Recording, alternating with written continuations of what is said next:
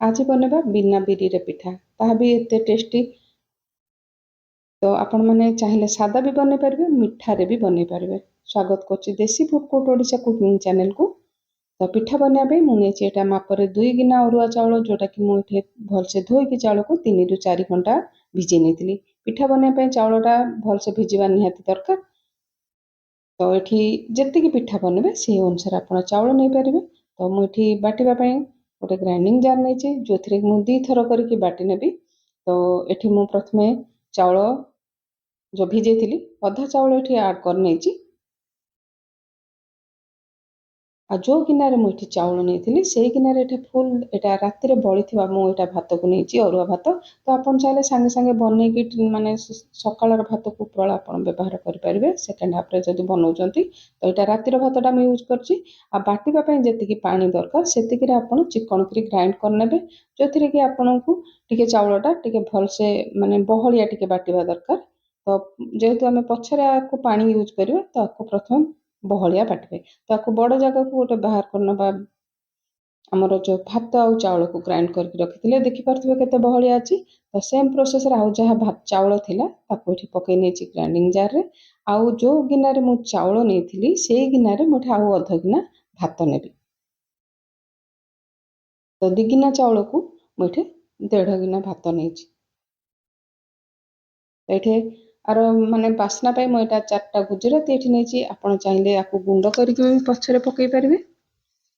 तो ये आउ अल्प पानी देखी ये ग्राइंड करनी। तो जो जार रे लगी धोईकी भी आम कि पानी ये देदेबा।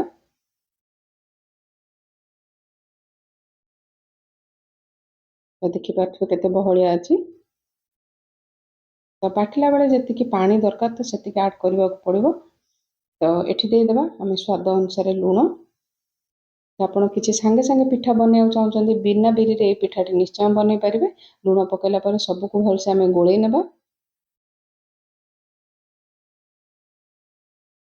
ତ जो बाटी थिले आमे ताको साइड रे रखबा। तो एठी मिठा माने पाई मु एठी गुड़ नहीं। गुड़ आपण जेतिकी मिठा खाइबे से अनुसार गुड़ नहीं पारिबे। आ गुड़ जगह आपण चीनी भी नहीं पारिबे चीनी गुड़ भी मिसेकी नहीं पारिबे। अल्प अध गिनारू भी एठी कम पानी देछि। गुड़ को आमे सिरा बनेबानी आम गुड़ को मेल्ट करिवार अछि। तो 2 ରୁ 3 मिनिट समय लागिबो। गुड़ को आमे भलसे मिलाई नेबा जेमती गुड़टा भलसे पानी रे मिसी जिवो माने गुड़ गोटा रहिबोनी। तो एठी आमे गैस रे बंद करनबा। जो आम बाटिकी रखी से आम गुड़ को ये गरम माने गुड़ पानीटा गरम थी अवस्था मु छाणी नहीं। तो प्रथमे अल्प गुड़र पानी मिसेकी देखिए पूरा पतला हो गले पिठाटा भल हेनी। तो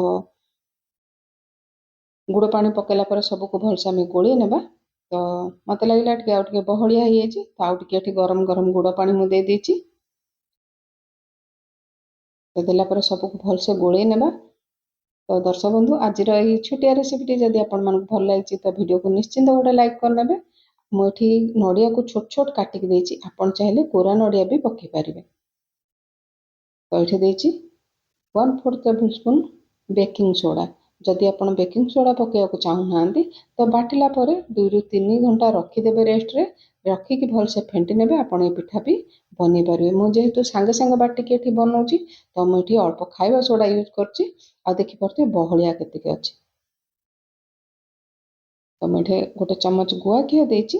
गुआ घी मुझे नड़िया खंड काजू और आलमंड को भलसे आम गुआ घी भाजी नेबा। जेहेतु पिठार जदि आप गुआ घी भाजिक पिठाटा माने आपण जो आलमंड और काजू नड़िया को देवे खाइला आड़े बहुत ही बढ़िया गुआ घी बास्ना दब।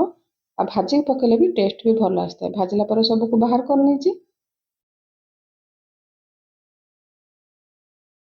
तो रेसिपीटा निश्चिंत आप बनातु बहुत ही टेस्टी बनूची। आउ वीडियोटा जब भल लगे तो लाइक शेयर सब्सक्राइब निश्चय करदे।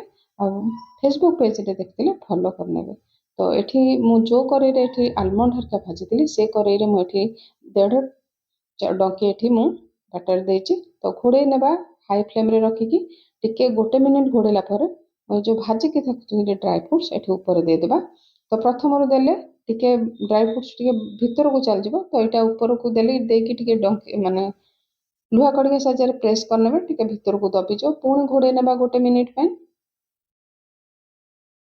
तो आप चाहिए उल्टे भी पारे पिठा को।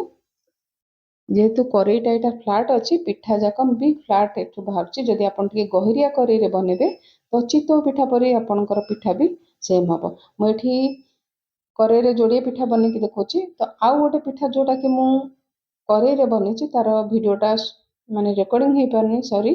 ତ ଆପଣ ଯଦି ଚାହୁଁଛନ୍ତି ଚିତଉ ପିଠା ଭଳିଆ ବନେଇବାକୁ ତ ଟିକେ ଗହିରିଆ କଡ଼େଇ ଆପଣ ୟୁଜ୍ କରନ୍ତୁ। ସେମ୍ ପ୍ରୋସେସ୍ରେ ପକାଇଲା ପରେ ମୁଁ ଟିକେ ଘୋଡ଼େଇ ନେଇଥିଲି ହାଇ ଫ୍ଲେମ୍ରେ 2 ମିନିଟ୍। ବହୁତ ହି କମ୍ ସମୟରେ ପିଠା ବନିକି ରେଡ଼ି ହେଇଯାଉଛି। ତ ଦେଖିପାରୁଥିବେ କେତେ ନରମ ପିଠା।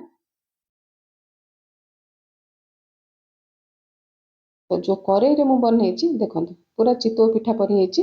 ଆଉ ଭିତରୁ ପୁରା ନରମ ସ୍ପଞ୍ଜି ବି ବହୁତ ହି ରହୁଛି।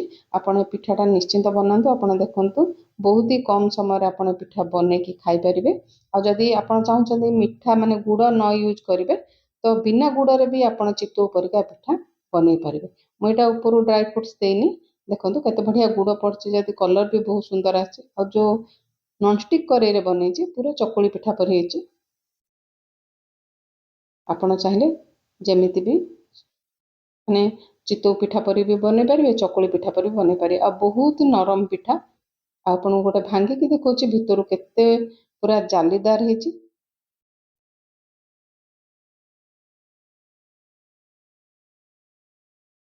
ଆଉ ରେସିପିଟା କେମିତି ଲାଗିଲା ନିଶ୍ଚିନ୍ତ ଆପଣ ମତାମତ ଦେବେ। ରେସିପିଟା ଦେଖିଥିବାରୁ ଧନ୍ୟବାଦ।